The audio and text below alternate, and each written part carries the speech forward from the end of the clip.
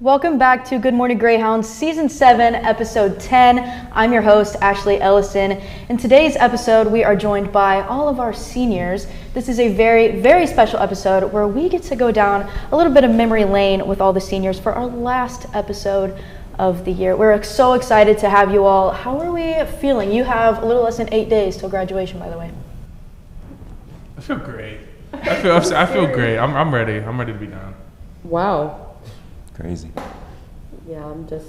He doesn't pass the mic. No, he doesn't pass the mic. I was going to add to that. Yeah, I mean, we've all been together for, 3 years now? Some of us have been together for 4 years, and it's been a lot of fun. And I think it's probably going to be a lot harder to say goodbye than some people think. I think tonight at the commies, a lot of people are it's finally going to hit them. And then, I mean, there is no class after this. This is our last TV/radio. We just had our last radio class. This is the last TV class. It's over. So it is kind of upsetting a little bit, but it is good to go, as Charles said. It is nice to be leaving the nest, so to speak. You know, everybody asks you when you graduate or when you're close, are you excited to graduate? My answer, absolutely not. This means that I actually have to go do something every single day, whether I want to or not. And if I don't, then I can't eat, and I can't sleep, and I can't live. But I guess that happens to everybody at some point or another. You know, on one hand, I'm excited to graduate, excited to finally be done with school. But on the other hand, I'm not, because of what you just said, Caden. I'm not ready to have to go find something to do full-time for a living. But obviously, kind of what Jake mentioned, I've known a lot of these people for, 4 years, even 3 years for some. And it's going to be kind of harder than I think to, say goodbye as we all go our separate ways. So it's going to be definitely a little interesting, a little tough for, I think, all of us once we graduate. Oh, you get the mic? Yeah, I definitely am, gonna miss this place, and yeah, it's gonna be hard to leave. When I was younger, I was like, oh, when I graduate college, I'll be like a billionaire, so it won't even be a big problem. With just a million views on YouTube. Yeah. But obviously, it's not gonna happen. So I don't even have a job. But but yeah, I'm excited and I'm sad, a little bit both. I'll hold the mic away from here because I've got one of these. Here, I'll put that back to the boys. Personally, for me, back on what like Jake said, it's gonna be really hard to leave all these people that we've grown such close relationships with the past 4 years and some 3. So coming from someone who's not from here, it's gonna be really hard to grasp the fact that I won't walk into the office or walk into the 3rd floor and see these people every day. So it's pretty sad, I'm actually really excited to graduate. Despite that, all these amazing people sitting by me are going to go kind of their separate ways and do their own things. I'm excited to see what they're doing. I'm excited to see what I'm going to do. But I'm also going to miss everybody. And I'm going to miss all the bonds that we created. So yeah, I'm excited, but I'm also not ready for the big boy field. Well said, Tatum. It's really, like everybody else has said, it's really bittersweet. I'm excited to graduate, to move on to the next chapter of life, but I'm also, it'll be different not seeing everybody, not, all of these people that, been around for 3 or 4 years, and and then, I guess I don't really have anything else to add. All right, and what kind of host would I be if I didn't introduce everybody? Okay, so bottom row, left to right, we got Pete, Tayden, Kennedy, Evan. Top row, left to right, Charles, Jake, Caden, and Jace. So now let's actually get into it. That was just the warm-up, duh. That was just the warm-up. So I want you guys to think back to your first day in Com 109, the intro class. What were you thinking? Was it more of a scared, excited? Who are these people? What have I gotten myself into? What were you feeling? I mean, I'll start. My first thing was definitely like, I was excited when I first got there, and it quickly went away because I realized like how strictly underprepared I was because of these two right here. These two had like already called games at one point, I think, and like they were like super like into TV, and I was still trying to figure out if TV was even what I wanted to do because I'd figured it out maybe like less than a year before that I was going to come in for TV. So I was terrified. I was absolutely petrified, but I got to meet a lot of cool people in the welcome week stuff. So I kind of at least had a few friends and a few familiar faces whenever I got there. So that was pretty cool. I'll say that I definitely had maybe a bit of a misunderstanding of how things were going to go here. People in the radio team know kind of the story, but at the beginning, I had a little meeting with one of the former people here, Nathaniel Finch and Rick Dunkel, and they convinced me to come here. Rick was like, "I work for Criminal Minds. You got to come here," and I was like, "Okay, I guess so." So I end up here, but about a month before we get going, I get an email from the Reflector, and I'd already heard about management positions over here, and I'm sitting here like, "Oh, I'm going to make 75% of my tuition back." For anybody who thinks that's going to be possible, this is a private university, well, it's just not going to happen. I mean, they don't have the money to give you 75% back. So I made my money while I was here, but it took a little bit of adjusting, maybe my mindset of where I was going to be. But I think confidence was the one thing that I did have, and it definitely helped me out. As Jake said, we got our money up, and we got our funny up. Oh my God. And first day of 109, I didn't really know what to expect, but I was kind of just going in because I was playing with house money at that time. I wasn't even really thinking I was going to be in college, so it's crazy to hopefully even graduate here in like a week. So that's wild. I saw Jace next to me, and I thought, man, this guy's going to whoop my backside. And that was that. I thought the same thing about you, Caden. I know we met on the first day at Welcome Week. So you were the first face that I actually knew on campus.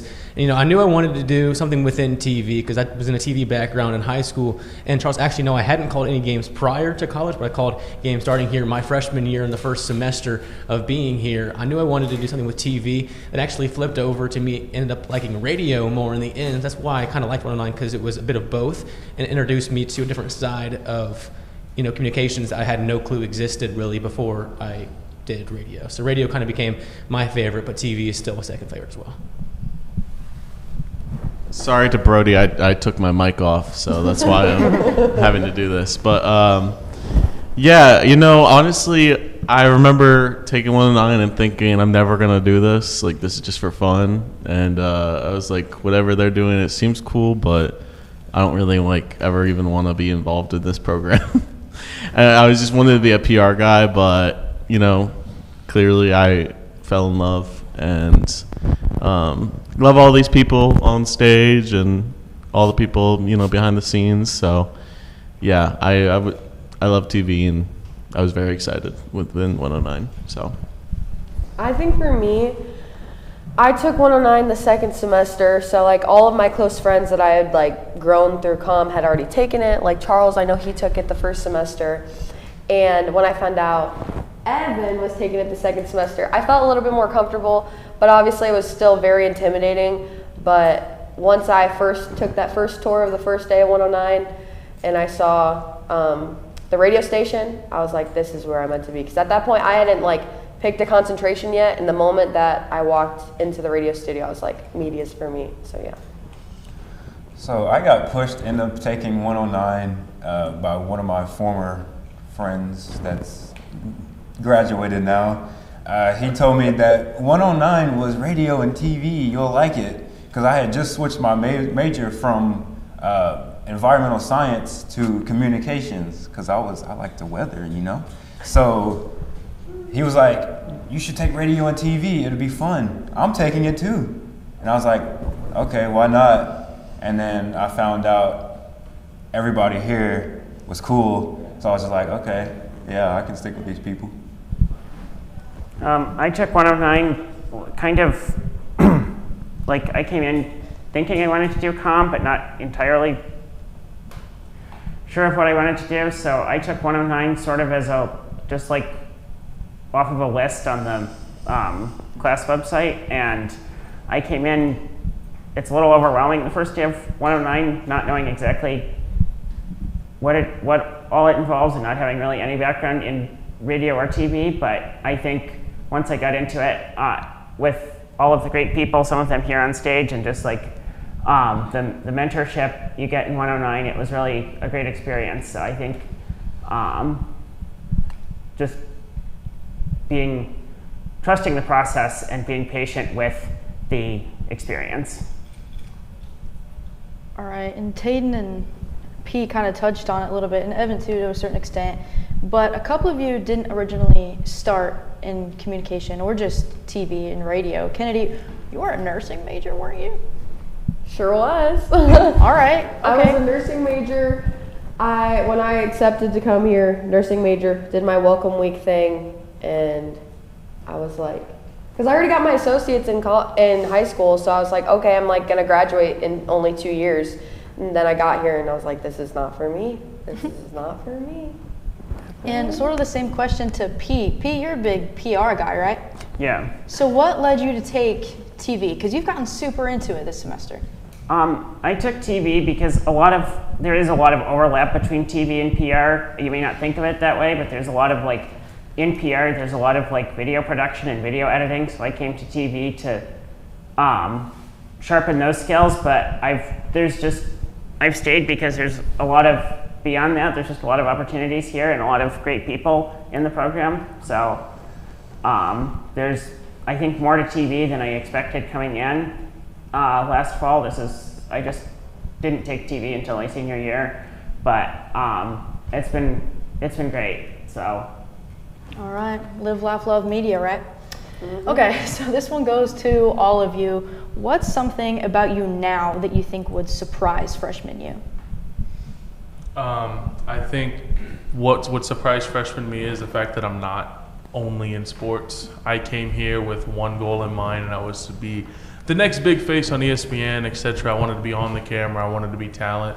And honestly, these last 2 years, I've really taken a producing role and getting to produce my own show. And, you know, I'm still on camera, still going to do what I love, but most of the jobs I'm applying to and looking at are in production. And that definitely has surprised me because I never thought that'd be something I was interested in at all.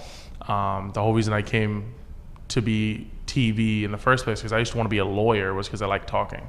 So being in production was definitely not in my cards originally. So very happy to get to do something new, and I love it. Mine's actually like the same exact thing, just for the radio side. If you would have told me even a year ago that I would still be the production director, I would have told you that you were absolutely insane. When I first started off, I didn't think it was for me. I didn't like it. It was boring, just typing stuff into a computer. But after time, I figured out that it's one of the most crucial parts of a radio station. You can't run a station without some sort of production director. But I've learned to enjoy my role and use it to help me get some jobs and stuff. I think the voice work that I've done, I think that's another thing that I would say has improved a lot is I don't necessarily talk with as much of a Southern drawl now as I used to. I've gotten a little bit of the indie influence in me now, so sound a little bit more like an indie native, but still got my Southern roots. I think I could speak for a couple guys up here when I say that freshman year me never would have expected to see as much of the country as I did just being in the program. Whether that was following the basketball teams around all over Illinois, Missouri, Iowa, Kentucky, Ohio, Michigan, and then we went to conferences with Nevada, Denver, Seattle, New York, Florida with softball, and even North Carolina with baseball as well. And these are all opportunities that I never would have had, and I'm grateful for it. You kind of hit on the sports aspect. I kind of came here on a whim last second, not knowing that they had a sports broadcasting kind of program implemented into radio and TV. So I didn't expect sports to actually be a viable option for me, going down the road. So telling myself now that I've gotten 4 years of legitimate experience in the sports field, calling games for radio and TV, traveling the country like you said, I just would not have guessed that would be the scenario I found myself in, and it ended up being what I fell in love with. Yeah, I think for me, coming here, a lot of people know I came from a really small school, which just even saying that is an understatement. But yeah, I thought I was gonna have no friends because I don't know, I just felt I was super antisocial and just kind of forgot how to make friends. And so so to think now that I know basically everybody on this floor and in this department is kind of crazy to me. And then also just I remember like learning about management positions for the first time. I just thought I would never be able to like go for that. I was never good enough, but I'm really happy that I was able to do that. So yeah, I think I would have surprised myself if I told past Evan, everything I've been able to do. I think mine, I hate to like join the sports train, but for me, it's so honest. I would have never expected that I would be directing a sports show for 2.5 years, a sports information concentration. Like, if you would have told Pass Kennedy that coming here, I would have told you were lying. Like, I bowled my whole life. I didn't know anything about football or hockey or baseball or anything, so definitely having that and wanting to have my future career be involved with sports is definitely kind of crazy to me. I was kind of on the same boat as Evan over here. When I first came here, I was really, really quiet. I didn't talk to nobody. I come from a small school. I didn't really know anybody here. And I was kind of, go to school, go home type of dude. I didn't really go out to any of the games, didn't go out to any functions, just didn't talk to nobody. And if I would have told myself freshman year that I was going to be this confident and make all these friends, I would have been like, you're lying. Like, you're antisocial, you don't talk to nobody. You're in a situation that you ain't never going to get out. And I just would have been in disbelief. I would have just told myself, you lying,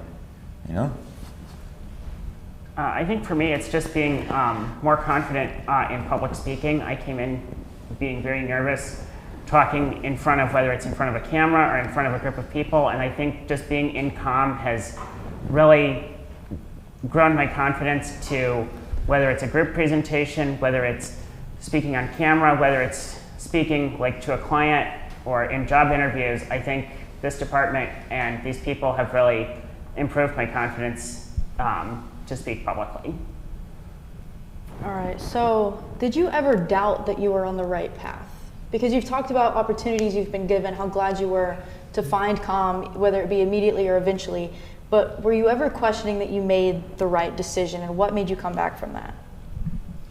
Yes and no, I would say. I definitely doubted that I was in the right aspect of producing in comm, because there was a time where I talked with Rick, our boss and teacher, about like the idea of working in film, because like he mentioned earlier, he has a film background, and getting to work with him and do some of the extra projects I've been so fortunate to do, I kind of started to fall in love with that aspect of filming and making things happen more than like turning a small idea into a much larger thing. So I definitely had that time where I was sitting there thinking like, I don't know if sports and news are for me. And I think that, I still have those questions sometimes, but I think it's more because I got the opportunities to do things that were outside of what I wanted to do, outside of the little bubble of what I wanted to do, that I started to question like, there are more options than just what I thought were available in this field.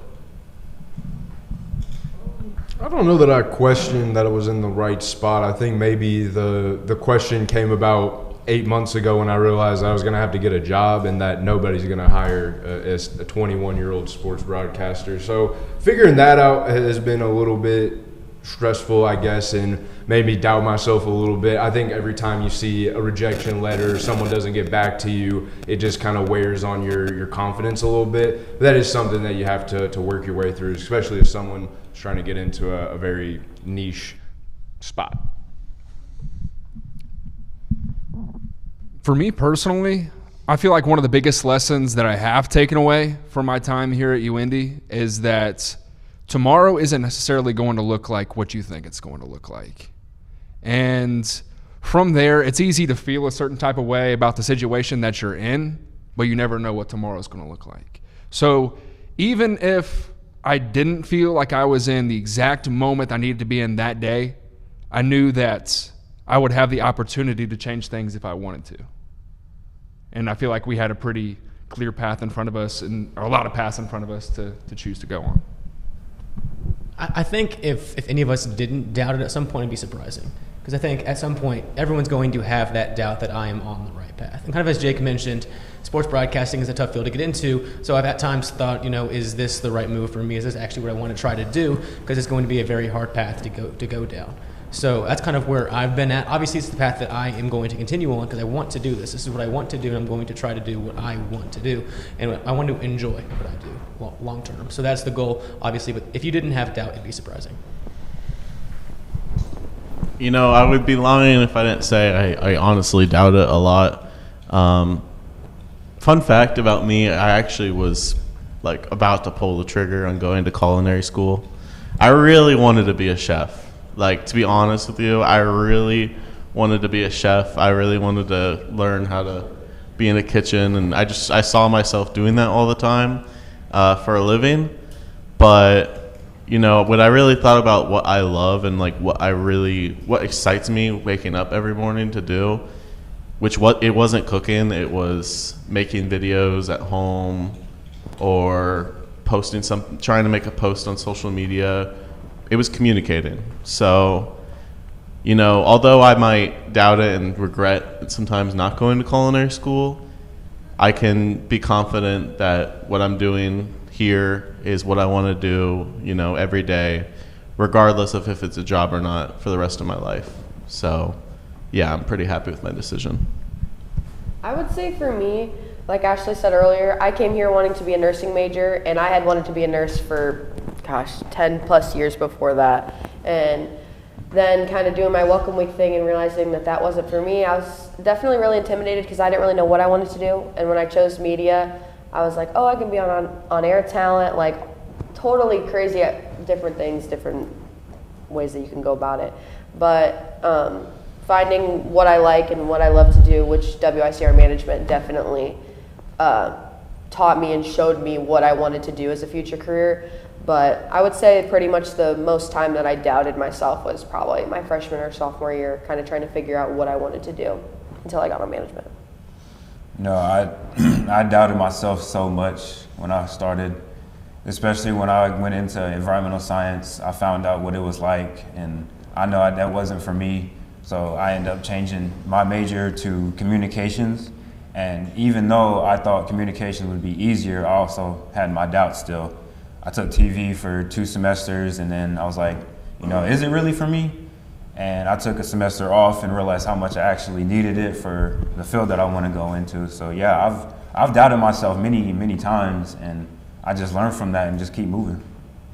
I think I may have doubted myself more in terms of, I came in kind of knowing I wanted to do PR, and I've done PR, but I also came in not really knowing fully what PR was.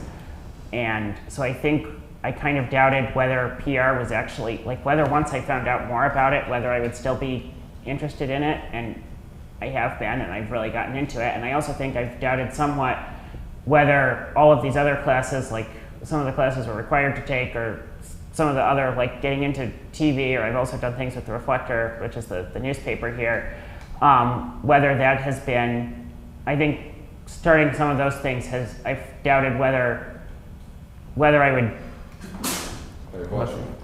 I've doubted whether I would be good at,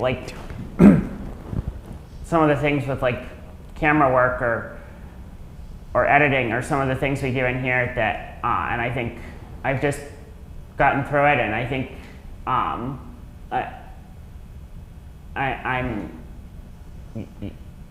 don't really have anything, a weird way to finish a sentence. Got you. I get you. And I see some smiles now, but I was actually getting word in my ear that some of you look depressed. So let's switch to a lighter note here. What's something about your growth, either at UND or just in this program, that you're proud of, but you might not say out loud? That's a good question. What I'm proud of for my growth here, I think being, and it's ironic to say now because I missed class this morning, but I think, my growth of just being a little bit more involved. When I first came here, I had no interest whatsoever other than going to college, getting my degree, either getting a small job or maybe just whatever I ended up settling for, and then being happy with that. And I think that I was taught to shoot for a lot more, to go for what I wanted, and I'm proud of that because I did do that. I was taught that, and I was able to create my own show here. We created the Draftcast that went on for the 3rd straight year this year. So I've been able to do some really good things here that I'm hoping not only will either leave a legacy here and last. I'm hoping that Grand Slam can stay, and if it doesn't, I did something that I was able to create in a 3-year broadcast that went weekly. So I mean, I went from not showing up and doing nothing to having created 2 pretty decent sized broadcasts here. So I think that's definitely what I'm really proud of, and that will forever stick with me. I'm gonna pass the mic real quick. I gotta keep thinking. Go ahead, Jason. Oh, shoot, you caught me on the spot now. I was still thinking as well. In terms of my growth, I know when I was back in high school, I didn't do everything that I wanted to do. I didn't always say yes to opportunities, and that was the biggest piece of advice that I took when I first got here, was I need to say yes to everything that I have the opportunity to do, and that's kind of the mantra I took, or at least my first 3 years for sure. I did everything that I could. I called games, I did election coverage. I never imagined doing anything political in my life, and I did something political. I've done a bunch of stuff here that I can't even list all things off of my mind right now, because I'm thinking about them still. But I did a lot of things here. I did everything I could, I feel like, while I was here for 4 years, and that's what I'm most proud of.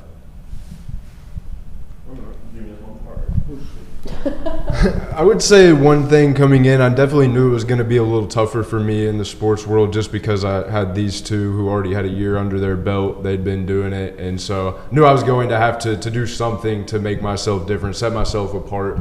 And I think the one thing that even a guy that doesn't know sports, Rick Dunkel, he notices about the way that I call games is that the stats, the little details, the small things that you would never find out about a player. That's something that I've really learned to love to find out. It makes the prepping just that much more fun, and that makes the game that much more fun. When I can tell you something that you never would have thought to even look up, that's the stat where I like. I like whenever the crowd is going, wow, I didn't know that. That's a crazy stat, and I learned that here. Go ahead. Yeah, it's, kind of building off of what Jace said, because I definitely agree. I try to say yes to everything. I was trying to kind of just play catch up and just make it, far as I could. So I definitely say yes to a lot of things. A lot of people would know that sometimes I might stress myself out doing that a little bit. But, man, I feel like I don't really even want to take credit for necessarily the things that I've accomplished, because I feel like a lot of the things that I've accomplished with a lot of the people here on stage and other people as well. So, I never thought I would win any awards in college or anything like that. So I think just winning awards and putting on big productions, or even making a whole PR campaign, that's pretty cool. So I don't know. I'm kind of proud of everything. I would just say college in general, I'm very proud of, and what I've been able to accomplish here. I'd say that I'm proud of the fact that I can look to my right and see Jake being as successful as he is, and guys like Jackson and guys like Hunter who are performing really, really well. So to see people like that under me makes me feel really good about my time here. Oh, sorry, that's awkward. Is it something we're proud of? I kind of, sorry. Lock in. Something I'm proud of, this is more personal. So my whole life I bowled for 15 years, and I bowled competitively for 6, and I came here to bowl. I bowled my freshman year, and I ended up quitting because I wanted to focus more on my academics and actually getting involved in school clubs rather than devoting all of my time and every single ounce of free time that I had to bowling. So I'm very proud of myself that I was able to make that decision. It sucked. It definitely sucked, but I'm definitely glad that throughout college I actually got to embrace more academic things that I wouldn't have been able to do if I bowled. So mine is just a little personal too. I'm really proud of who I'm actually becoming, somebody who I never thought I would ever be, somebody who I've worked so hard to be ever since 2023. I was in a really bad spot in my life, and I had to find my happy spot. And me just working as hard as I did is something that I'm really proud of. And I thought I would never do it. So just who I've become now is somebody that I can look up and be like, hey, you did it. You ain't there yet, but you did it. I think for me, also kind of personally, just being able to take any skill, and even if I'm not, even if it's not something I necessarily know coming in, but if you know to ask the right people and to be patient with yourself, that pretty much, like, I've learned I can, like, accomplish anything skill-wise. Like, I can, like, I came in, like, not knowing Adobe, not knowing how to, like, format video or edit video, or make a package, or just the different, or like writing for news or writing for the newspaper and how that's different from writing for TV. So I think just being patient with myself and being able to not be afraid to ask for help, and not be afraid of the back and forth of edits or other feedback. I think just I'm proud of my ability to learn new things and use those to contribute something that goes beyond just me. All right, so to hopefully get some laughs going, because God, what's a behind the scenes moment that you'll never forget? And we can actually say on screen too. On screen, behind the scenes, any moment that you'll never forget, good, bad, for the worst. So once I'm not going first, I need to Not going first. Oh, I've got mine unlocked. All right, go for it. Okay. Everyone's heard the story, but maybe our viewers out there haven't. Maybe you've seen it, because it was on air. So during Grand Slam, I think it was maybe last year, I obviously direct the show, and I have 3 lovely talent. 2 of them are up here right now, and one of them is the culprit of this funny thing that happened. Everything. And he doesn't like having the IFB in there. That's talking about Jace. Doesn't fit in his ear. You know, he gets really upset. He has to constantly push it back in because it doesn't fit in his ear. And I had corrected him on something, telling him to look at the camera. And on camera, he actually whips out the IFB and he's yelling at the camera. I didn't know I was on. Well, you were on. You were on. The camera was on. Kennedy, what's his nickname? What's his nickname? After that moment, actually, I nicknamed Jace Hodge Diva. I think it fits him quite well, and I think it's stuck. A lot of people in the comm department now call him Diva because of that. So yeah. See, they were over there talking, so I don't know, because weren't you directing? Mm-hmm. So you pushed the camera onto me on purpose? No, you were already on there, and I told you, pay attention. Well, I wasn't talking, so I didn't anticipate being on the camera. We just argue all the time. My favorite moment, and this could be my favorite or my least favorite, but it's a bonding experience, is not actually in the studio at all. It was in Key Stadium. Whenever we made the playoffs, our football team, we got the opportunity to cover the game through ESPN. And so what that means is a little bit more work for me, Jackson, and Evan. So we came in at 3 p.m. to set up this ESPN stream, and things just weren't going too hot. It was raining. The stream wasn't working.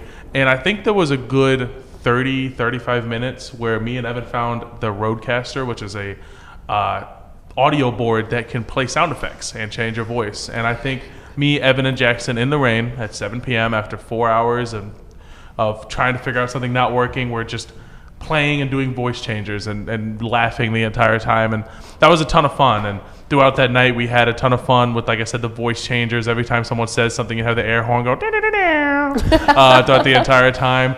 I have a picture of Evan standing there looking over the edge with, sad music playing. It was tough. And throughout that night, Evan left us to go watch the Wicked premiere. So me and Jackson got to continue to do that on our own until about 11 p.m. So I think it was bonding through trauma. I love these guys, and I think that me, Jackson, and Evan are, like we said, bonded through the horrible things that we had to do together. So, yeah, definitely my favorite and least favorite day.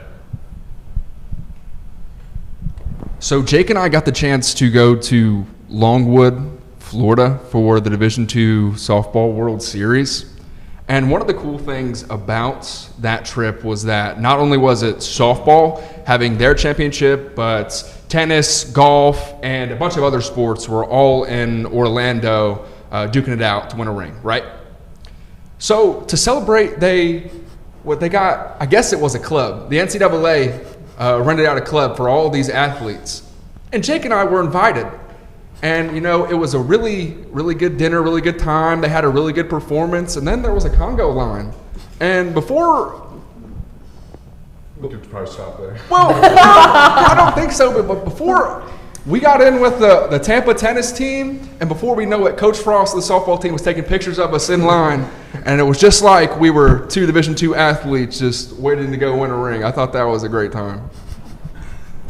Yeah, I think that's kind of the whole gist of the travels. Getting to go everywhere with these two guys have been, I mean, it's been awesome. We've done just about anything you could think of on those trips. Some days we're in the hotel, like on a Friday, if we've got a Thursday game and then a Saturday game, we're just sitting there doing absolutely nothing. Jace is arguing with his Xbox or his PlayStation, can't get the Wi-Fi figured out. It's pretty much the same thing every time, but I think the Florida trip probably does stick out above all. Not only it's a trip to Florida, but I mean, we got treated like we were basically two Division II athletes. I mean, we were on the team. We ate steak dinners, this, that, and the other. I mean, one of the greatest experiences I have ever been a part of. And we also got to meet a couple of comedians on the softball team as well. They're pretty funny.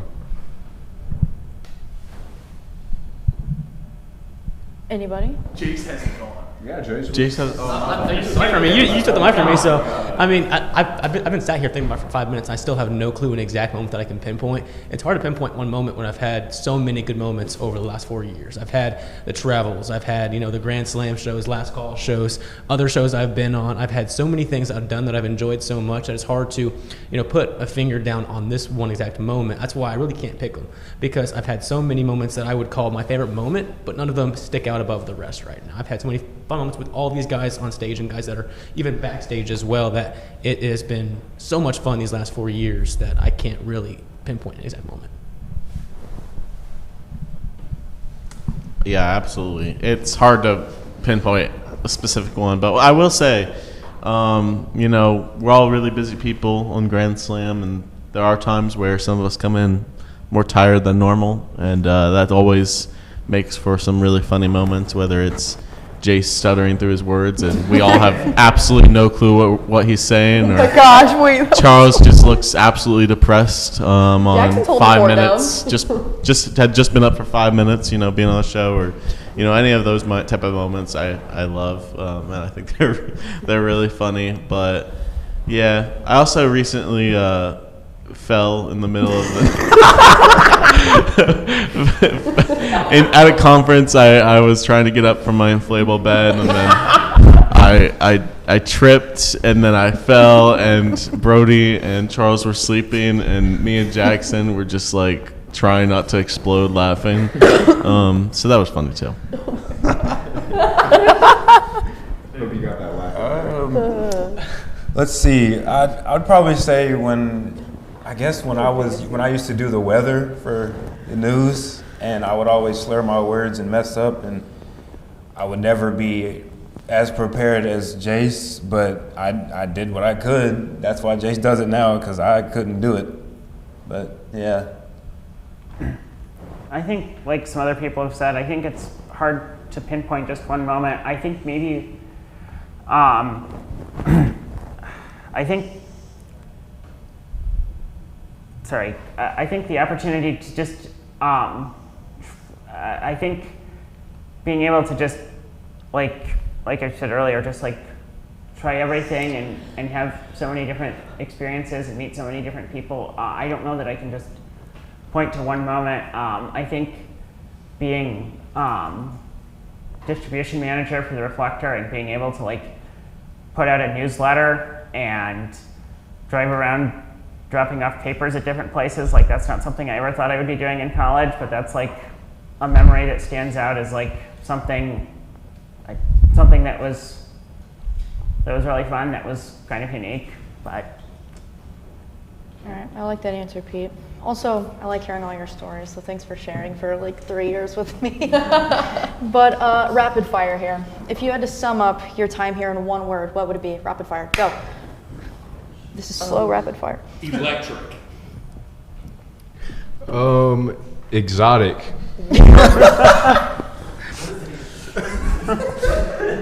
Eventful. Start with all E words. I have another E word.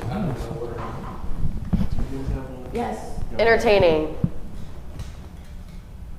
Yeah, pick an E word. No, I can't say.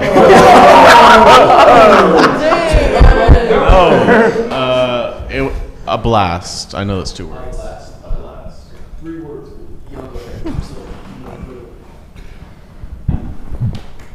Taden? Suspicious. Suspicious.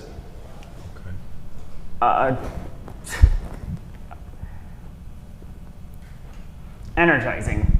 Back to the E's. Okay. Yeah. I don't have any that good. I'm gonna go with phenomenal. Yeah, God. Go a syllable word in there. All right, well, I kind of agree with all of you. I don't know about exotic, but yeah, that was kind of a curveball. But thanks for playing. I hope this was a good reflection and not a very sad one that the people in the control room were telling me it looked like. But you're going to want to be sure to stay tuned, because when we come back, someone who has shared the same day one as these guys has a special message for them, so we'll be right back. Tune into Good Morning Greyhounds on UND TV on YouTube at 9 a.m. on Saturdays. Start your morning right with entertainment, interviews, and games all on Good Morning Greyhounds on Saturdays at 9 a.m. And you can even spot a Greyhound.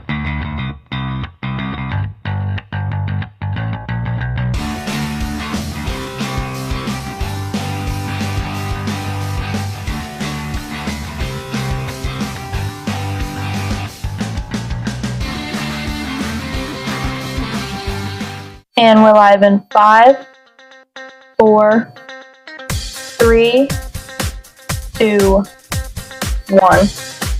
Good evening and welcome back to UND TV News.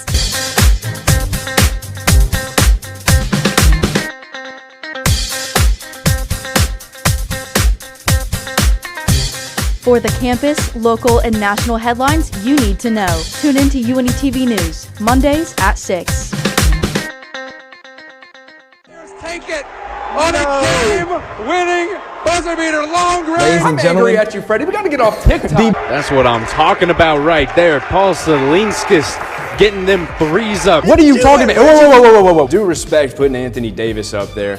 I do like it. He stinks but too. Just give Paul Pierce the ball with 10 seconds on the clock. He's getting you a bucket. Let's Talking be about real. Andre We're talking about Paul Iguodala. Pierce. You know, it's a great episode when we're screaming. Jay Kelton to my left, Latif Mustafa, Addison Mosley, Rick Dunkel, this entire UND TV staff for having us on the desk. Last call. Welcome back. Now we have a special message from Professor, General Manager, and Mentor Rick Dunkel.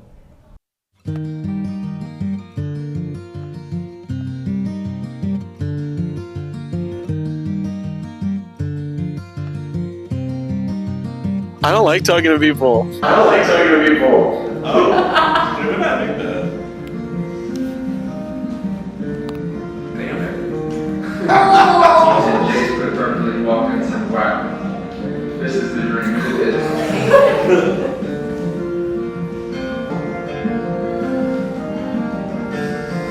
And here's to everything that is in your future, and I hope that you embrace life and your paths with all the passion that you've shown through UND TV over the past 4 years. Thank you very much, and good luck, and farewell. Okay, Rick, sorry. We couldn't hold on. We'll probably do it again tonight. We'll run it back. But, yeah. Any final words from anybody? I love you all very much. That's all. Before I start wailing. I just want to say thank you to Rick for making the video, Vanessa for making all this happen, because it means a lot to know that we're missed, to know that people are crying in the background. It means a lot because I was in these shoes, and I remember sitting with Evan and sitting like, I wonder if people will be thinking the same way towards us. So it means a lot to see that we made enough of an impact for that to happen. I think that's all. All right, anybody else? Okay, well then I'll end it off. I'll speak on behalf of everybody that were under you guys. Thank you for letting us grow with you and have fun with you and teaching us. We'll miss you so much. And we all love you, I promise. But thank you for joining this very last episode of Good Morning Greyhounds. And thank you to all of our seniors who have a very, very bright future ahead of you. Be sure to check out all of our other productions on YouTube to stay up to date on all things entertainment, news, and sports. It won't be the same without you guys at UND TV. Have a good morning, Greyhounds.